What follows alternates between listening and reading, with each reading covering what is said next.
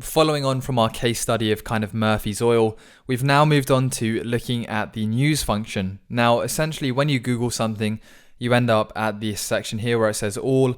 If you then click the news tab, you'll then receive this very common in knowledge and common news about the stock. Now, I think when you're a beginner, it is a great way to kind of get an understanding of general perceptions and this information helps you make your own informed decision.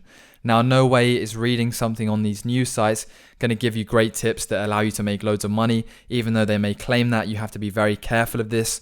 So a lot of the time, they're just baiting you in for clicks. But nevertheless, sometimes they do provide some useful information. And the reason why this information is useful is because although it is very common knowledge and via the efficient market hypothesis, the market and the prices already account for this information that's publicly available, it is still good to have this information in your head to allow you to make informed decisions about the future. So right here we can see that if I've typed in Murphy's Oil Corporation share price and then click the news tab, if I then click the news tab, right, it brings me up all these kind of different articles where we can talk about, the recent activity of the day. It fell below $12.20 before closing at $13.10. We can look at the consensus indicator potential of something, and we can see Yahoo Finance there. I've got an article about, as we were saying in the last episode, its losses basically. It reports narrower losses than expected, which is obviously a good sign. And then we can just see all this information about the company. So Yahoo Finance is probably a good reliable source, and we can see that it incurred a first quarter losses of 30 cents per share, which was narrower than Zacks consensus estimate. Now, all this sort of stuff is kind of good to know, because I'm thinking, oh, right, they thought they was going to have a loss of greater than they did. That's pretty good then. So they did better than they thought. It bodes quite well for the future, or not. I mean, making losses is never good, but knowing this information is better than not knowing it. It gives me a tiny bit more optimism.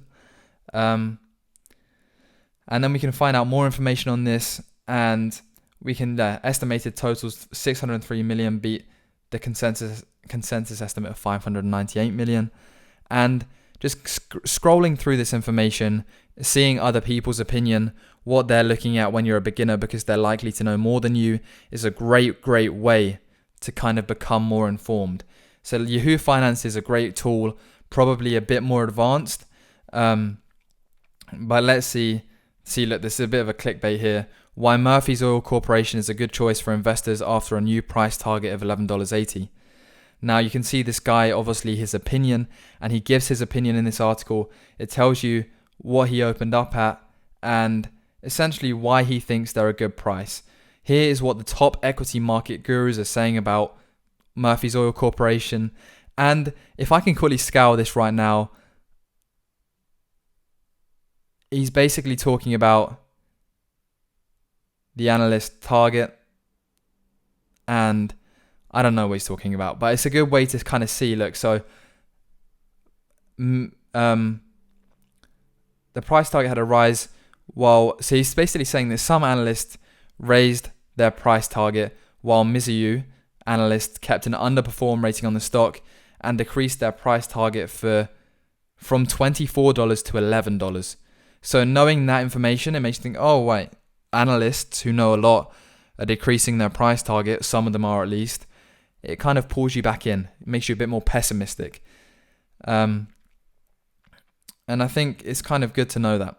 So using the news function is a great way to stay on top of current changes and market news. So I hope this was helpful. I mean, it's a very wishy-washy video, this one, but it is a great way to make sure you stay on top of the news of the company you're potentially going to buy or sell.